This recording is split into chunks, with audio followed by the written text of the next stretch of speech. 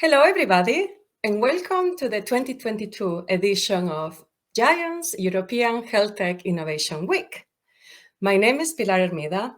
I am the founder of iExpand and today's moderator. The title of our panel today is Will You Adopt Me? How Digital Health is Reimbursed on a Scale for Countries and for Models. Who will be those countries? You might be wondering. With us today, we will have 4 exemplars coming from the UK. That will be Guaisa. We will have DKV Salud coming from Spain, Basil Strategies coming from France, and Kaya Health coming from Germany. It's going to be amazing. But before we go on to reveal who within those companies will be with us, surprise, let's reflect on a few points. First of all, why is this topic important? Everybody's talking reimbursement, but here we are going to be talking reimbursement and adoption. It's because there is a statement there, it's like, diseases do not discriminate between geographies, but it seems that health systems do. Different reimbursement and adoption pathways in different countries can make digital health products and services harder to scale than those in other sectors. There is no option but to proceed with extreme care, market by market, selecting where to go and why. Because it is the make or the break for many businesses. And yet, healthcare systems are so complicated and so complex and fragmented that we will often see 2 different behaviors. Number one, so fragmented that people don't bother, and they overlook a market, which is Europe, which could be very viable if done in the right way. The second option sometimes is that the research is very light and they base the decision of a market on things like the size of the market or the number of beds or a gut feeling.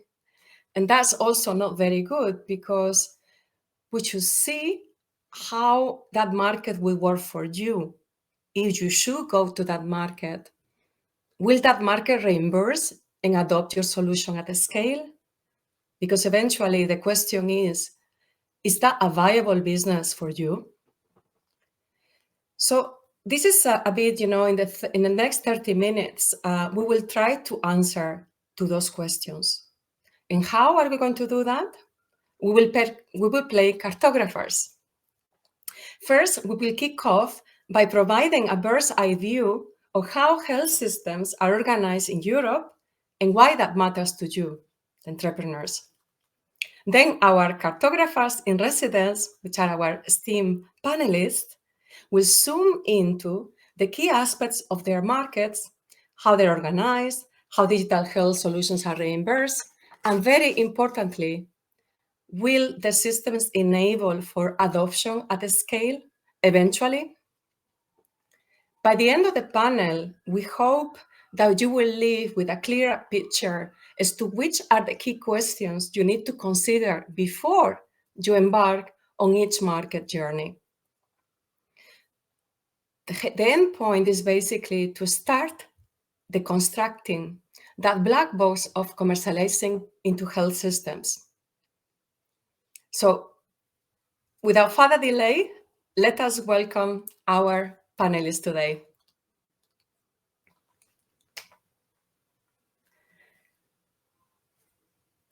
So before we kick off with our panel discussion, I thought it would make sense to actually cover some basics for those of you who are new to healthcare systems in Europe. It would be a brutally simplified explanation, European health systems, 3 questions, 3 minutes, but it might help some of you to unpack and start, deconstructing that black box that health systems are. So my first question to you is about European markets. What do you see when you look at Europe in terms of health systems? A few on the left, and mostly people from outside the continent will think it's a unique market, but it's not actually. It's more like the picture on the right. We are talking about 30 healthcare systems with their own routes to market, market access styles, dynamics, etc. So if you take into account the second picture, some of you might think, well, if it's so fragmented, do I bother to go there? And actually, this is what we're going to cover here. We might be able to analyze and identify some cluster behavior that might help you tackle your market selection in Europe in a more efficient way. Let's see how.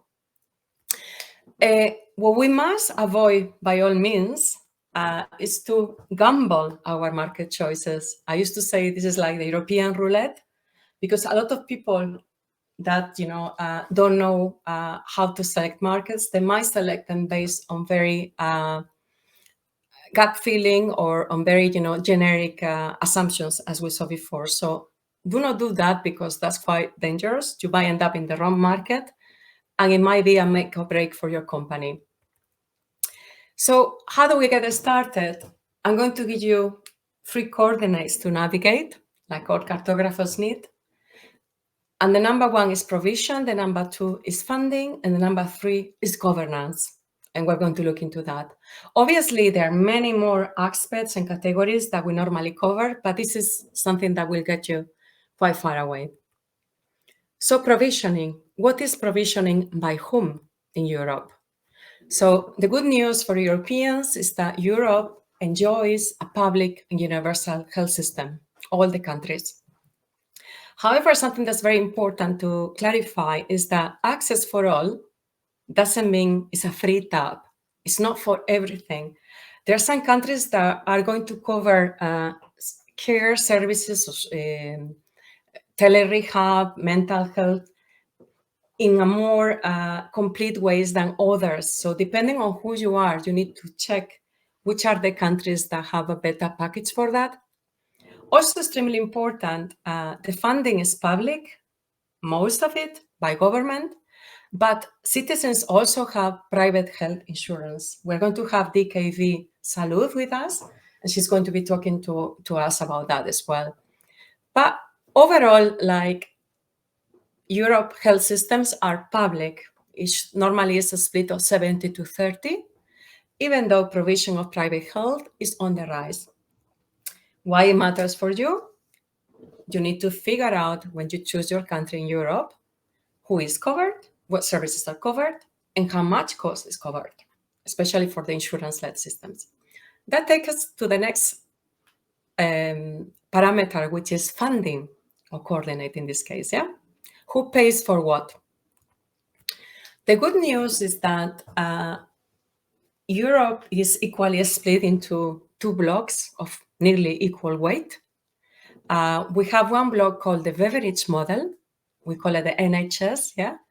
That is tax-based financing, and it's usually universal as well. So the biggest countries with this model in Europe are UK, Spain, and Italy, and 50% of other countries. And then the other half is Bismarck model of the National Social Health Insurance model, of social insurance or statutory insurance, yeah?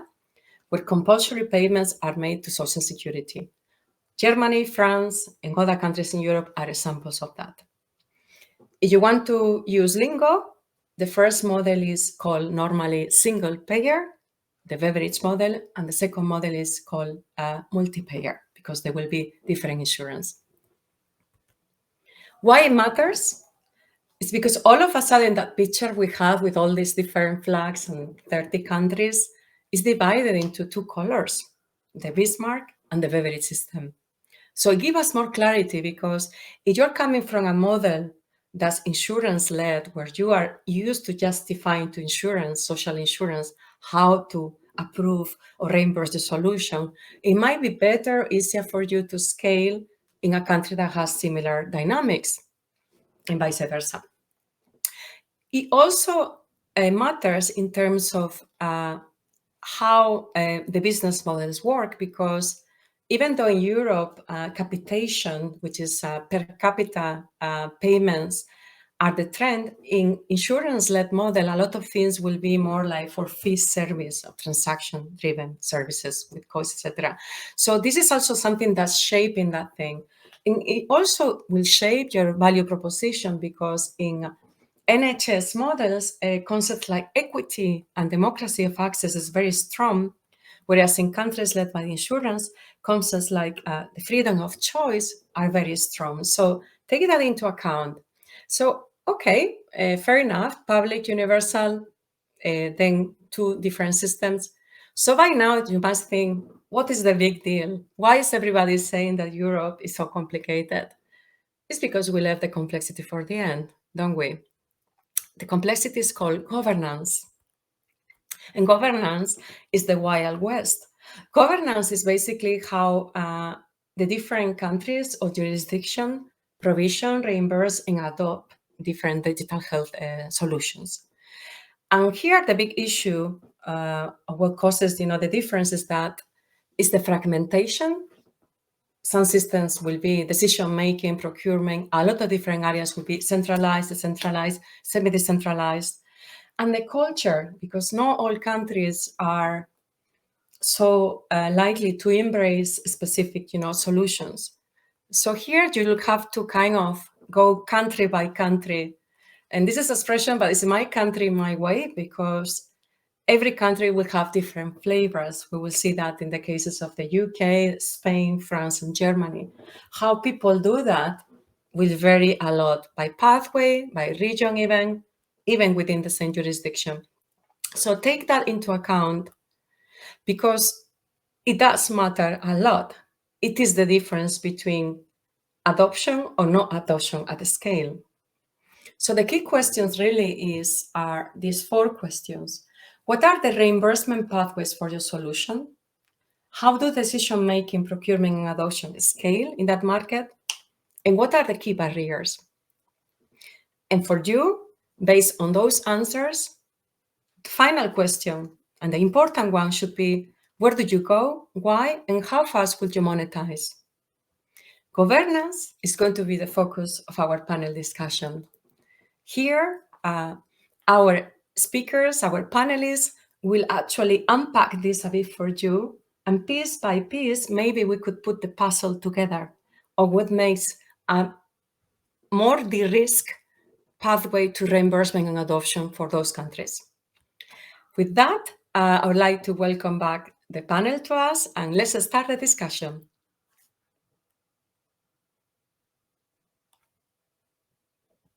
It's going to be phenomenal. So let's get started by introducing our panelists today. Who would like to go first? Elena? Okay, my name is Elena Torrente. I work as a Digital Health Deputy Director at DKB Spain, a health insurance company in Spain. Nice to meet you. Nice to meet you all. Denise, would you like to introduce yourself? Sure. My name is Denise Silber. I have a view on France and Europe and the United States, based in Paris, through my work as a long-term consultant and communicator about digital health. Welcome to our panel. Jonas, would you like to go? Sure. Nice to meet you all. My name is Jonas Does. I'm part of the founding team of Kaya Health. We are a digital therapeutics company focused on the German and the US market. However, we're also in some other European markets, and I'm focused currently on strategy and have built out our US go-to-market after also selling into some European markets. Last but not least. Yeah, I'm ready. Hello there, everybody. Hello to the panel. My name is Ross O'Brien. I'm the Managing Director of WISA, and we offer conversational AI for mental health. My background is I've worked in mental health services in the UK, in the National Health Service, or the NHS, for about 13 years, both as a commissioner and a provider of services. Recently moved over into the corporate sector to work with WISA. So lovely to meet you all. Fantastic. And then, yeah, it's really a pleasure having you here today. 3 seconds. This is for the cutoff. Okay, so this is now the part where we will ask the questions. It will be cut off, of course. So as you can see, it's like the people we have selected for this panel have been selected because they are a very good representation of the puzzle that the health systems are in Europe. 2 countries are part of the insurance-led model or multi-payer model, that's France and Germany. 2 countries are part of the beverage model or single-payer model, which is the UK and Spain. So, and this is the area where we are going to focus on what's really important is reimbursement and adoption at a scale. Is what will make or break your business model if you were to choose a market in Europe. So I will now start in reverse order. I will start with the UK.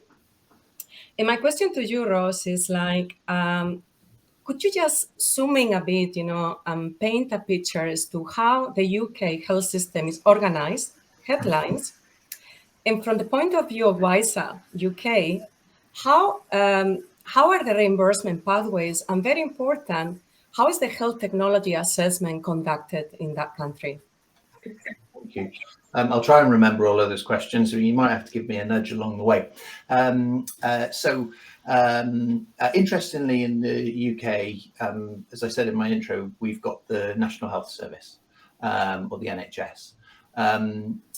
In terms of the stickiness of the NHS, it kind of ends at the name. Effectively, you've got 4 countries in the UK that all have their own authority, have their own devolved budget, and work in kind of different ways. And then after that, on a local, a regional, or a national basis, there are different ways to effectively sell into the NHS. A lot of healthcare companies start out in the UK, and they're often really, really excited about being able to sell at such grand scale. And then quite rapidly, they find out that actually their role is to go on a borough by borough or a county by county basis to either seek out the commissioners in that particular area, or to seek out the providers. And interestingly, although a provider of service should be simply providing that service, they also act as the commissioners. So it's quite a mixed picture.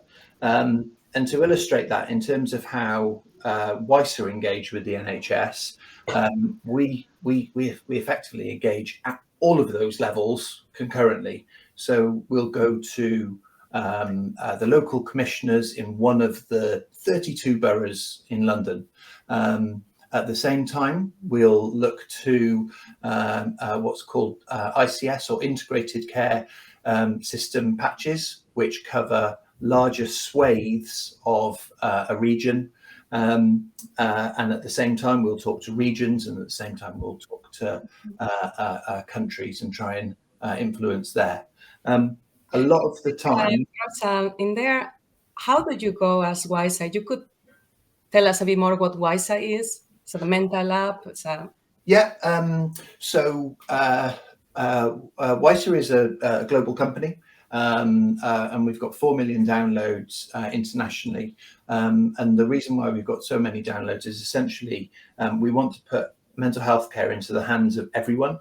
And if you go onto WISA today, you can download the app. And you can access the mental health chatbot and pay nothing for it. So we've got lots and lots of downloads, because when people want to use and access care, they can do that 24/7, and they love that. They love being able to get support when they need to. For the NHS, we're selling a set of tools that essentially augment what the NHS does. So if you were suffering from anxiety or depression, you'd go to your GP, or you might be able to self-refer, and then you would either go in children's services or adult services, and you might have to wait for some considerable time. And what the feedback over the years from patients has been, people don't know when their appointment might be, they don't know what might happen when they get to therapy, and there's a lot of anxiety in a part of health where we're treating anxiety. So WISA's mission is essentially to kind of put a scaffold, but a digital scaffold around that in-person care experience. So when somebody comes initially to NHS services, they can be onboarded via an AI chatbot. So they can get more than just a triage. They can find out information about the service. They can get self-help. They can find out opening hours. There's lots of different information, but they can also be triaged onto the local service. Then they can get supported all throughout that wait. So they've got psychoeducation materials, all the sort of stuff that patients are asking for.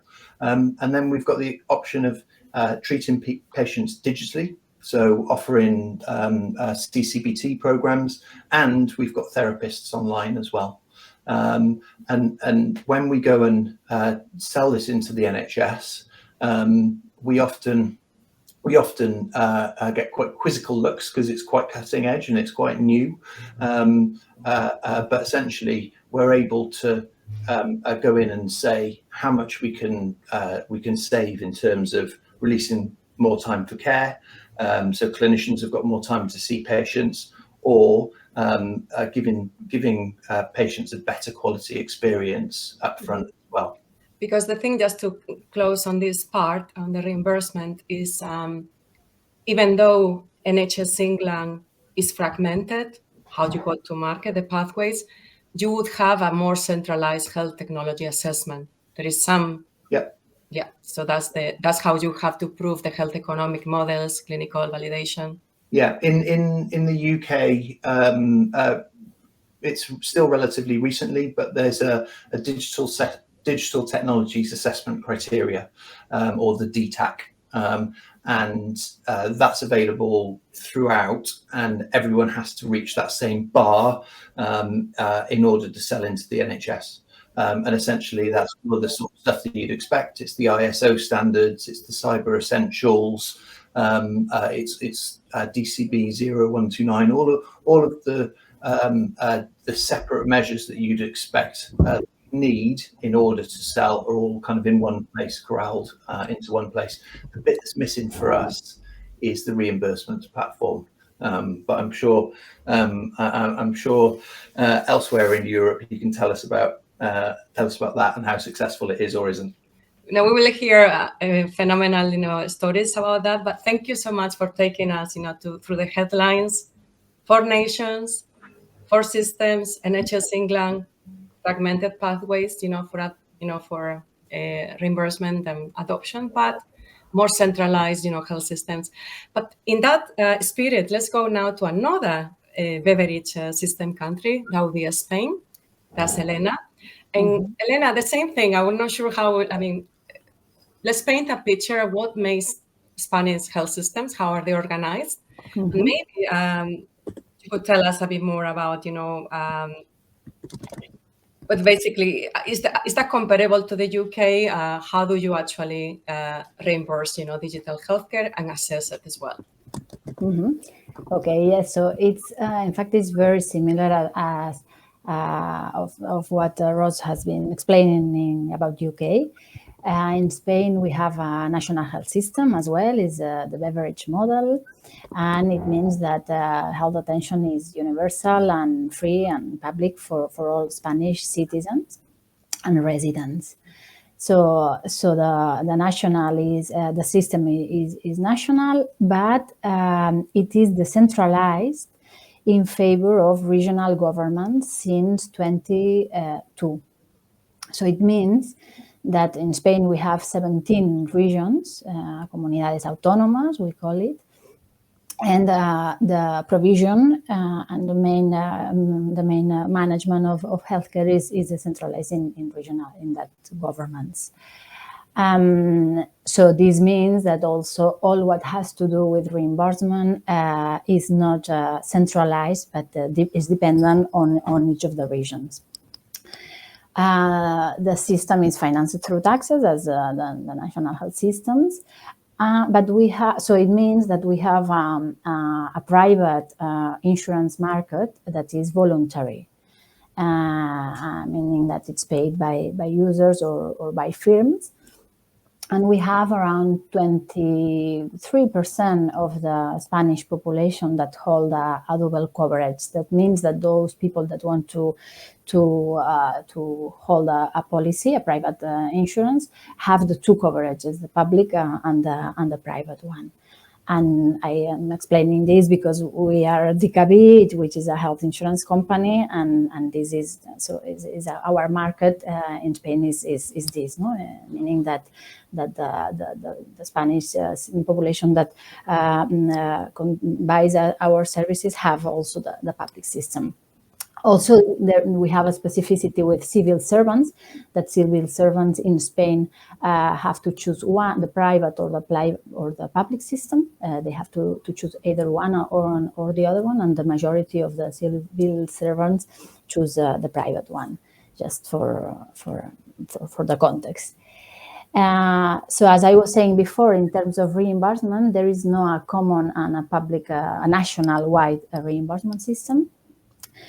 Everything is mainly adopted at the provider level. I'm talking about the public market.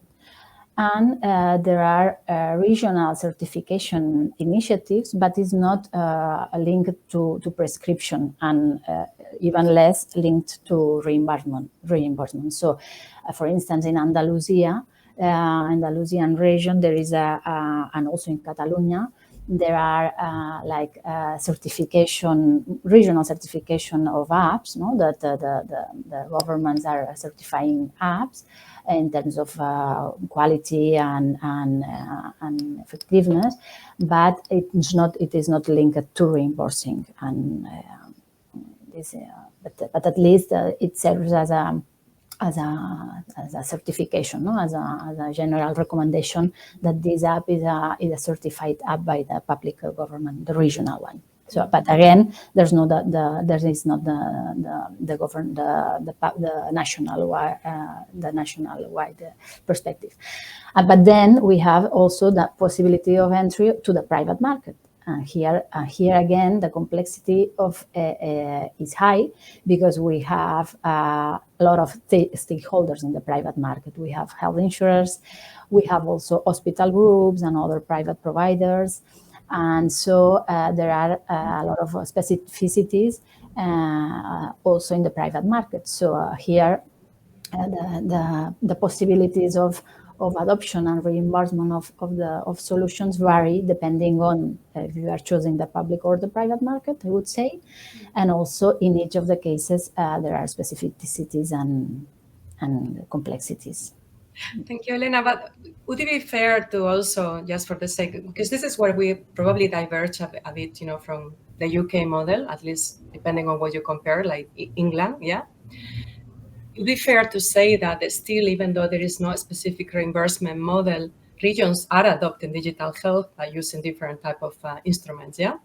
Yes. Yeah. Yes. That's another thing that also for those who want to target Spain out there, there is no specific policy for digital therapeutics. It doesn't mean that we haven't been selling into Spain for many years. It's quite advanced market in digital adoption. It's just you have to go through other budgets. Yes. I agree. Yeah. And how do you think, we're a bit running over on this, but how do you think this health technology assessment from the European Union is going to kind of make maybe the country a bit more united in reimbursement? Yeah, well, I think that any policy that goes in the direction of harmonization at European level is in terms of reimbursement model and framework will really help to facilitate a fastest adoption of innovations, and that all the work that is being now done, for instance, led by Aid Health, for instance, together with the Ministry of France, for instance, that is adopting the DIGA model from Germany, trying to do the recommendations and a common framework. I think it will be very, very useful to really progress at European level on that. Thank you so much, Elena. And then In the second part, we will dig more into the insurance, which is one of the key stakeholders as well of our health systems, private insurance, yeah? So now changing gear, we are now going to change to Bismarck model, the insurance-led model, and I'd really like to invite Jonas, to the table, that he will tell us, Jonas, you could tell us, paint us a picture of how Germany is structured in terms of health systems, how you reimburse digital health, but also from Kaya Health perspective, you could tell us a bit what you are and how you are actually selling into that market. That will help us a lot as well. Yeah, sure. And yeah, it's probably a good point that I should add what our actual product offering is. I forgot that in the introduction. So we're trying to democratize healthcare by providing access to holistic mind-body rehabilitation therapies for chronic pain related to musculoskeletal conditions, and on the other hand, for COPD patients to better manage their pulmonary condition. And so we started off in Germany. We are a US-based company. And in Germany, a new model has recently evolved, as was already mentioned earlier on the call, so-called DIGA. So statutory health insurers, basically they have to cover now through this new national market access pathway, DIGA, which means digital health applications, certain solutions. And basically the national regulator called BfArM approves listings based off safety and efficacy, and all the public insurers, or also called statutory health insurance companies, have to reimburse those solutions. Then the prescription happens through the PCP or a specialist. So an actual person in a brick and mortar setting can prescribe, but it can also be prescribed through a telemedicine provider. And then the third way that is a little bit less known is that if I have a confirmed ICD-10 diagnosis, I can basically self-prescribe and get a prescription through my health plan by submitting that diagnosis. Then the second big pathway is direct to private health insurers through so-called selective contracts. So there, it means basically the private health insurer needs to believe in the health economic value of them and makes it then available to their members. Generally, you find two funding buckets inside those insurance companies. First, you would traditionally land in an innovation bucket. So this one can usually be sold into with more limited health economic evidence or none, just safety and efficacy. Some evidence is usually required. And usually this will be covered for maximum 2 years. And then the health insurer usually would then consider moving the solution into kind of a permanent bucket, so that the private health insurer members could then long-term access the solution. And here, traditionally, you would see kind of the health insurer looking a little bit more closely into the health economic evidence, but also the engagement in their population and kind of also qualitative feedback. And then just one sentence, I guess, there is still a third path, which is direct to consumer, but consumers have a pretty low willingness to pay at the same price point that you would traditionally price these software as medical device solutions in the German market. Yeah, thank you so much, Jonas. I still have a little question for you, and it's basically because there are quite, how many insurance there are in Germany at the moment? 100? There's quite a few, but let's say 20 big ones. Okay, so it's kind of, but the thing is it possible that if that Kaya Health or any other app would be covering one insurance, but not by another insurer, yeah? So there is variability on coverage, yeah? Yes.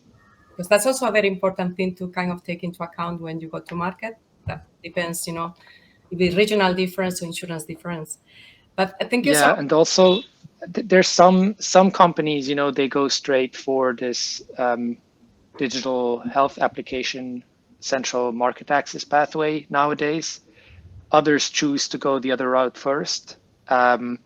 We were founded about 5 years ago, so therefore DIGA didn't exist yet. So for us, we only had one choice. So we had the consumer pathway and then the direct to private insurer pathway. But yeah, I think it really depends a little bit on your product as well. Some products, they might be more on the wellness side of things, and so therefore they're not actually applicable for DIGA, and so that company would maybe choose to rather go to consumer and to the private insurer route. Thank you so much, Jonas. So for those of you dialing in and knowing about DIGA, there are 3 routes to market in Germany, not only DIGA, of course. So choose carefully as well, because it's like it can make a difference depending on who you are on the pathway. So now moving now to France, another insurance-led model. So I was wondering if Denise could tell us how France is organized and how that maps out, in terms of reimbursement models. Denise? Thank you for the question. So in terms of the health system, there are private and public services. Anyone can walk into a public hospital, and unfortunately they do, for example, to the emergency area, or ask for an appointment, and it is completely covered by the public hospital. However, on a more daily basis, if they are going to see, let's say, a physician in his or her office around the corner, or just a private office, they are considered private. They're called liberal, or les libéraux. But in fact, to me, this is an artificial sense of private, in that the great majority of them charge based on what Social Security will reimburse. There is a portion of them that will charge more, and then the person either has to have a health insurance or another way of paying for this higher fee.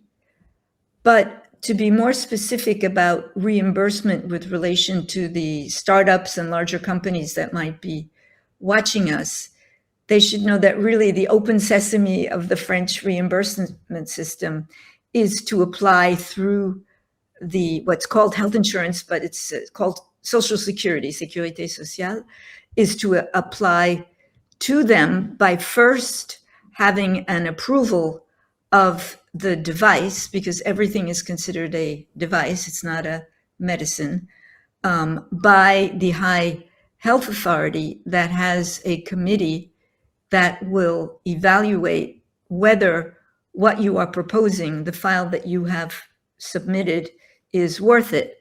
Now, in order to submit it, if it's a device, it must first have a CE mark. And once it has that, you still need to fill in a file where you explain what it could be compared to, of what exists, what is the clinical evidence, has to be very solid. And then if it is approved for that, you can then apply for reimbursement. What I think is also important for the companies to know is that there is now a great desire in France to really catch up and be much more oriented towards digital health. There is more financing available for it than ever before. Healthcare professionals are more interested than ever before. The government has been running campaigns about e-health and what it brings to the citizen. And they are in the process of opening something called My Health Space, in which they will find not only the data that should be poured into it from the different sources, but also applications, mobile apps and other kinds of apps that they can use that have been approved by the government, a few dozen of them.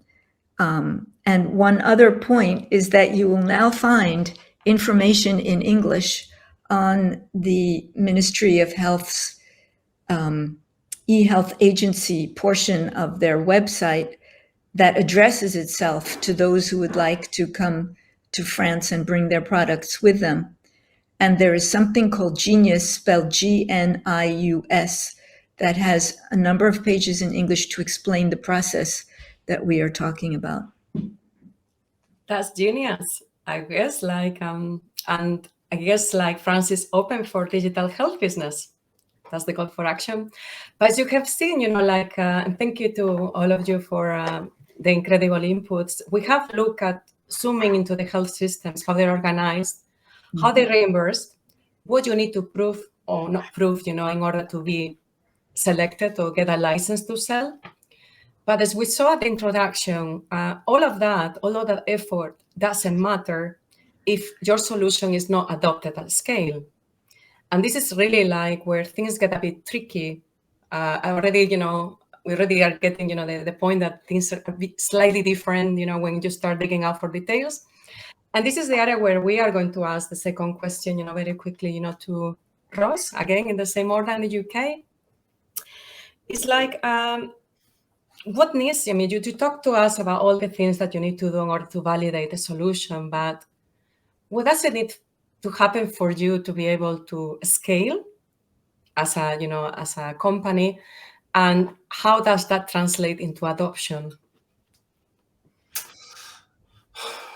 That's a tough question. It's a tough question. For everybody, the same question, by the way.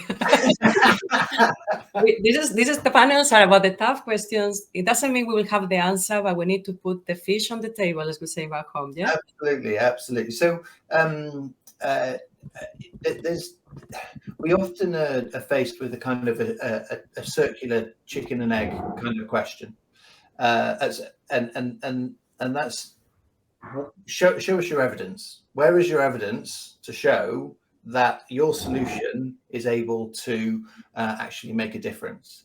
And that's really tough, because AI in mental health really is cutting edge. So a lot of the time you're kind of finding this balance of trying to find advocates or local healthcare systems or clinicians or commissioners who want to take a punt and do something new and do something innovative. But at the end of the day, you need to you need to have the evidence. So at WISA, we've tried really hard to get to that place. Internationally, we've got 6 RCTs, and we've got the first RCT in the UK for AI mental health, and having that provides that body of evidence which kind of allows purchasers to procure and feel kind of safe. But then, as I said earlier, to take that to scale, it's not what you would expect. A lot of the time, it's having local knowledge of the system, and being and knowing who to approach. But I think really critically, it's about solving a problem rather than having a great tech solution. And if you can solve a problem that's currently in the healthcare system at the moment, then you get this kind of domino effect where trusts look left, they look right, they see their neighbours doing something in that area, and things happen quite quickly. So yeah, that for us is the thing that we're really honing in on at the moment. And post-pandemic, and I'm sure this is the same across Europe, post-pandemic, the issue is the wait lists are rising, the volume of care is rising, that's necessary in the system, and that's what we're being asked for a lot, is that how can you help patients who are languishing on long waits? How can you help clinicians who've got a bigger volume of work than they've ever had? So when you can find the solution, then that helps us to scale. Thank you, Ross. And then I think the scoop could be trust need to trust you, not need to trust the digital health, but it's still this also reflects how important it is to choose the right market before you endeavor all these things. You need to make sure this is really the place it should be. But now changing gear, now going to Spain to Elena. I said changing gear because we're going to talk about more about insurance, the insurance market. Because of this fragmentation that we saw before, not only in Spain, but in a lot of markets, a lot of people choose private insurance as sort of B2B model or B2B2X model. And my question is basically, how can private insurance be a viable model for entrepreneurs in an environment that's so fragmented? Well, I think that again, it will depend. First, it will depend on the insurance. If it's a health insurance as ours, for instance, that is really focused on digital health, and we have a clear commitment on digital health since for several years, and it's not the case, I would say, in the rest of insurance companies in Spain. So first, it will depend on which one, and then yes, I think it's definitely a good model, the B2B model, but it's also difficult in terms of depending on who will be on the model and by which the solution will be reimbursed.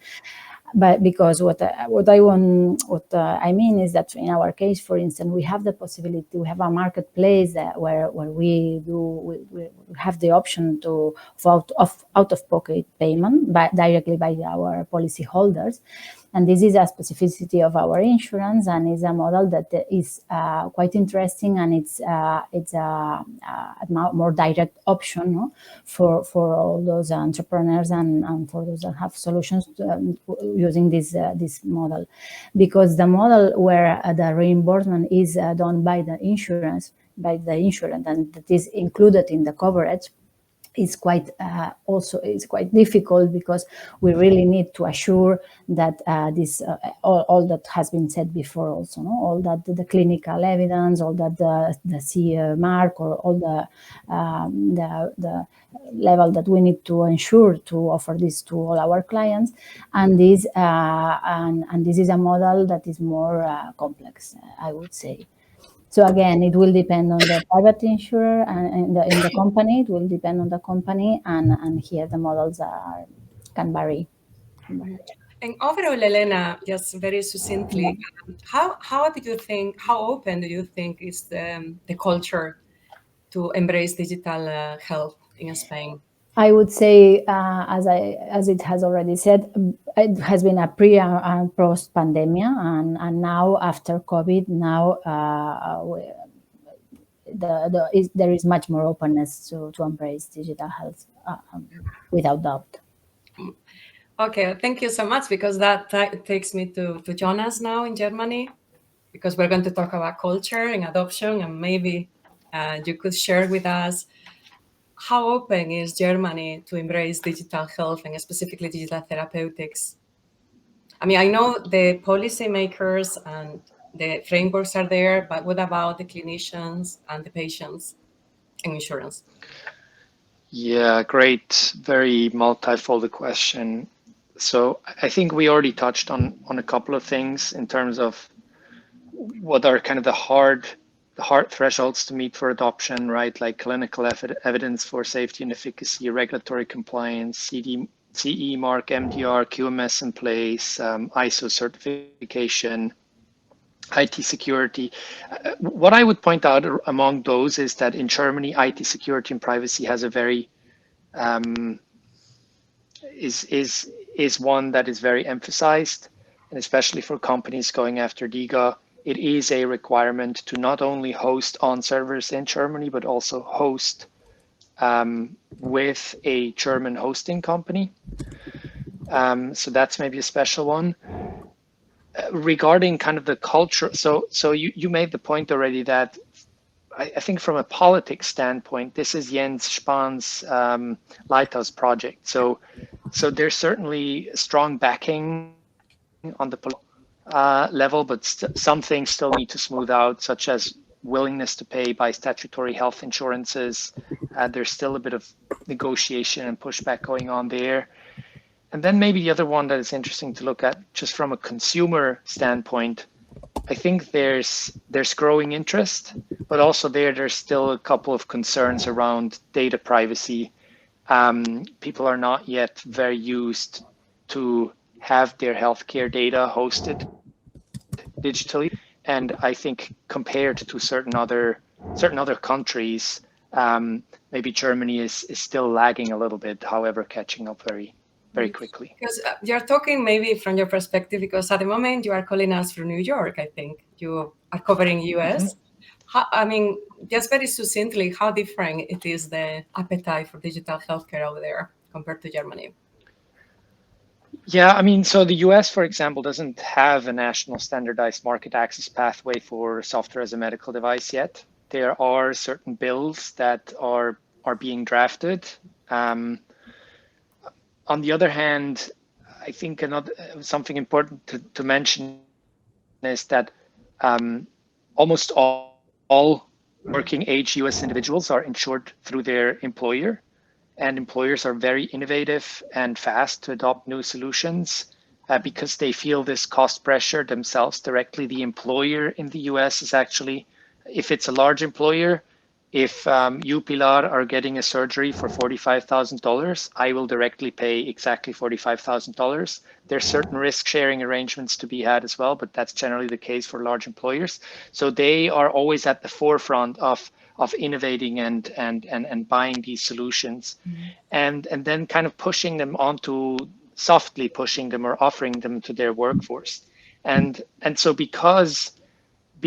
so this is a pro and a con. On the one hand, because there's not a strict centralized national reimbursement pathway, I think it can be a damper on innovation because there's no, you have to kind of figure out your commercialization to be successful, and you can have a very good solution with great clinical evidence, maybe even great health economic evidence, but you might not be able to figure out how to sell it. And so, yeah, I think I'll stop there. Maybe I'll just add that for a lot of solutions here, there's a hybrid care approach possible. And that is also one of the consequences of not yet having kind of this national framework.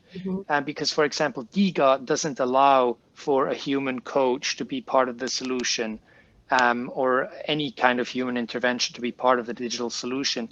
And here in the US, kind of through the market preferring certain pieces or certain solutions, it really has evolved this hybrid care approach to be the best approach with digital solutions, just because there is more engagement when you have a human accountability partner, and I think these clients have seen this across many solutions, and that's maybe something where we could learn something in Europe from kind of a privatized market here in the US.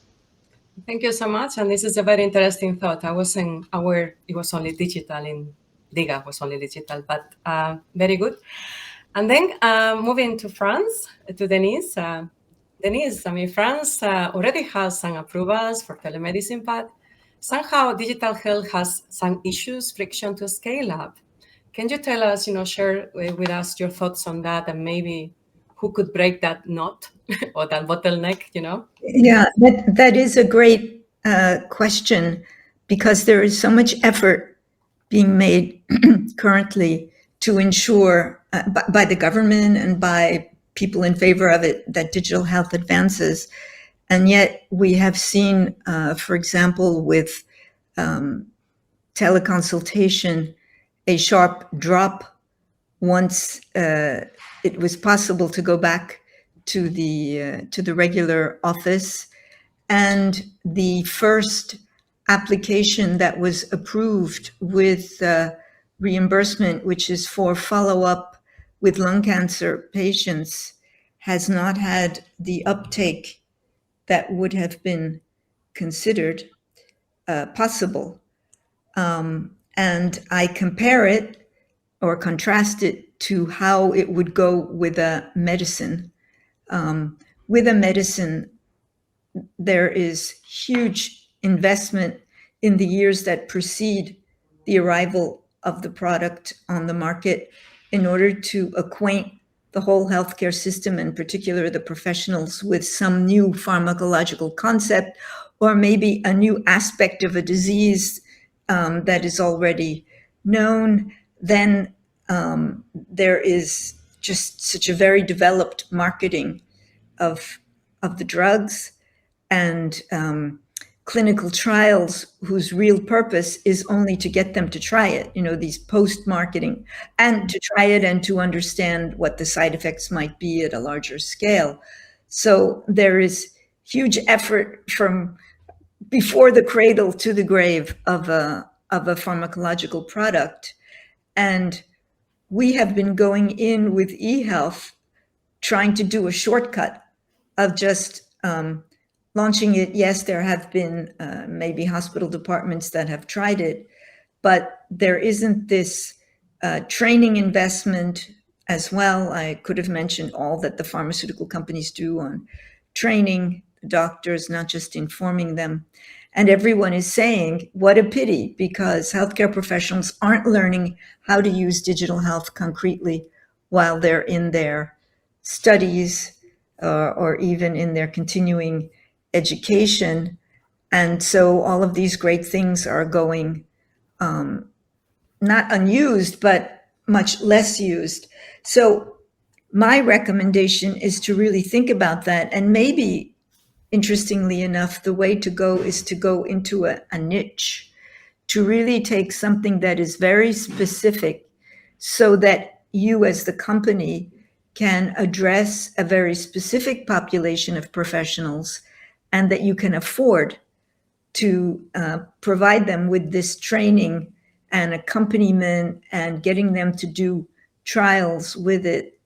And then you'll get a bigger percent of a smaller area, but it should also afford you a better reimbursement price in that case. And that just jumping in and saying, okay, this is something to improve blood pressure and it's for everybody and every cardiologist and every internist, and you're going to be spread so thin with that that I think it would be harder to reach scale. The other option would be to partner with a pharmaceutical company, and we are starting to see this, and to have all of the benefits, like your company becomes sort of the R&D area for the pharmaceutical company. You produce this, you know exactly how to organize the protocols of the trials, but then you use them to reach out to the field to make those trials happen or to have them help you finance work with a clinical trial company, and all the way down through the marketing to professionals. You would benefit from that pharmaceutical company. And ideally, they would already be in the specialties that you want to address. So you could have more than one partnership. But just going it alone doesn't seem to work. I think just going to the public, for example, maybe it's something doesn't work, because then they do have a contact with their healthcare professionals as well. I don't know about it. I don't know what it's worth. And it becomes shaky when it's anything to do with their health. So, and what I'm saying, though, is not really what's happening that much. We're beginning to see some pharmaceutical partnerships, but people are still going and hoping that with the pre-launch work that they do, that the product will be able to take off. Thank you, Denise, because you open, obviously, the other route. I mean, Jonas mentioned direct to consumer, like why or why not. And you mentioned the route of, obviously, introducing pharma as a potential channel, or insurance, as Elena was covering as well. So the question is, whatever takes you to a faster track to adoption at a scale, and whatever will allow you to scale as a company, because not everybody can afford going hospital by hospital or through typical channels. But with this, I know we are a bit over time, but I would like, to very, very quickly, it's just a scoop, imagine this is a headline tomorrow in the newspaper. And I would like to ask Elena, if you'd like to go first, is if you were to give an advice to any entrepreneur out there that's looking to come to Spain, what would be the keywords that you mentioned, hashtag keywords type of thing? Patience. No, I would say knowing very well the context and trying to understand the needs and who are they addressing to, and of course, and also I would say flexibility. Capability of adapting their value proposition or depending on the who is going to pay for the solution, and so being flexible and not keeping closed on their solution and their technical or the good things about the solutions. No, so flexibility, I would say. Thank you so much. Rose, would you like to give us some headlines? Yeah, for sure. I think there's a little bit of overlap with Elena, and for me, it's having local understanding and knowledge, or country specific. Weiser, a fantastic company doing brilliant things globally in Asia, Europe, the US, but where we get the best success is having experts that are from the country and actually understand how that health system works, know some of the key players that are out there, know the language of the local healthcare environment and economy, and are able to translate the global offer to local. And I think where that's underestimated and people and companies arrive with probably a much better product than everybody else, they'll still fall flat on their face. They still won't get into those systems and be able to scale. So for me, I guess my hashtag would be keep it local. And that's pretty good enough. Go global, keep it local. And what about you, Jonas? Would you like to give us some hashtags? Yeah, I think with the keep it local, I would just add data privacy for Germany. Just for any company that wants to go after DiGA, be prepared for the stringent data privacy requirements, especially those about the servers hosted with German hosting providers, and just read about about the requirements online before investing too much. And then for the US, don't offer another point solution for employers. Employers are overwhelmed with their top 5 spending categories, and all of these spending categories are already good. So I would rather say, 33% of healthcare spend is fraud, waste, and abuse. And that is a very good place to start when offering a new solution. So thinking about other things like care navigation, better primary care, better specialty care, access for rural populations, and so on. Okay, so that would be very good. Privacy and no point in point solutions, or not too many of them. And not anymore, maybe. No anymore, yes. And what about you, Denise? What would be your hashtag? Well, I'm going to assume that they've already demonstrated that this is what the patient wants, that it works for patients and professionals. But I would say demonstrated clinical value and the ecosystem. So demonstrated clinical value would be to really have great data showing that this is superior to something that already exists. And for the ecosystem, it would be that you would need to take on, as Ross was saying, local experts or people or companies who really know all the ins and outs of the French ecosystem, so that you can then use it to your advantage. As I said, there are a lot of resources. Mm-hmm. Thank you so much. And for me, the newspaper, I would add all your hashtags, but the headline, the scoop would be something like, all health systems are united by a common trait, fragmentation, or diversity, because it seems that even when you have the same clusters, there's so many differences when you dig in, that local knowledge, that agility, that privacy, that everything that we have mentioned is very, very important. But thank you so much, to all your panelists, for giving us a glimpse, zooming into your commercialization journey. Really hope you enjoyed your track. And okay, this was a phenomenal discussion. Thank you so much. If we were live, is when we'll be opening up to the public to ask some questions. But because this has been pre-recorded, I thought having such a nice panel that maybe our panelists have some questions for each other. So I would really open the floor. If anybody would like to give it a first shot, maybe Denise, would you like to ask a question? Sure. So you're in Germany, you're in the United States, and a lot of people that are heads of startups think that the United States is really the place to go, and then others look at Germany as some place to go because of DIGA happening. What is your thought now about the relative difficulty of succeeding in Germany and the United States? Great question. And the first piece of the answer is it depends. I think it depends very much on your product and for which audience it creates the most value. And I guess what I would say is there's nothing wrong with going after DIGA in Germany, but probably a lot of that I've seen so far that are US companies that looked at the German market decided not to enter just because it would have added a lot of complexity to their infrastructure, for example, which should be assigned to the regulators in Germany to maybe change some of their provisions, especially around data privacy, which we talked about, which I know is an ongoing conversation.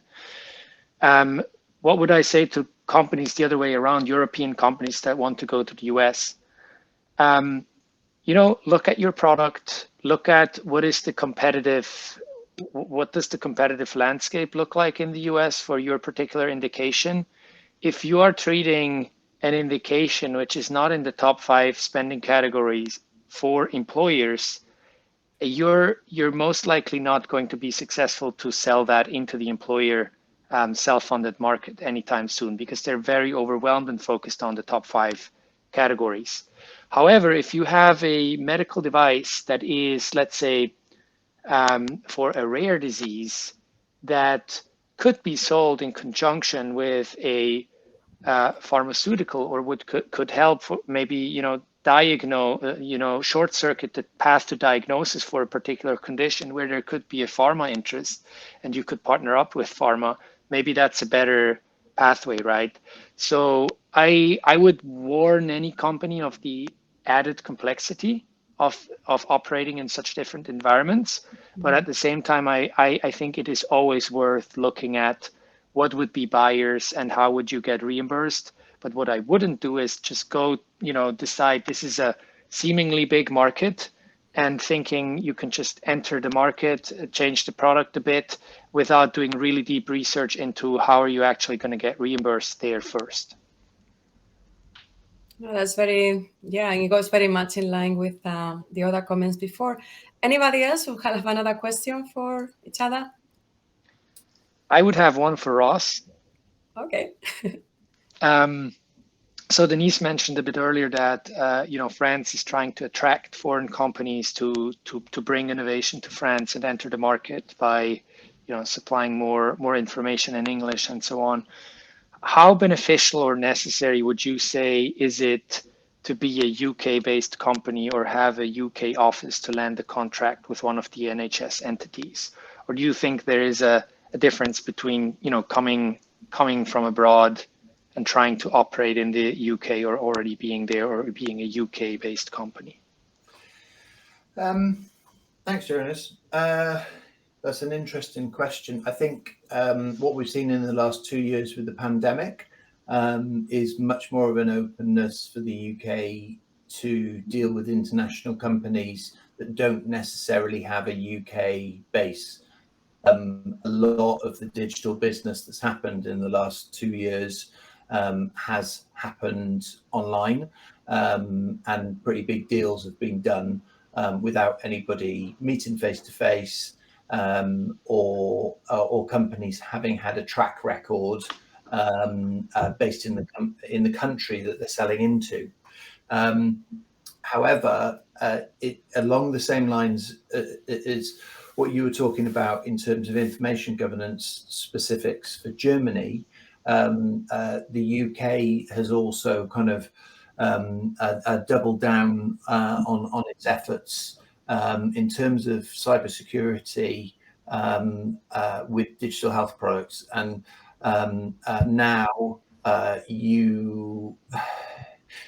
it's prior to Brexit, having your service based in Europe was pretty acceptable, and now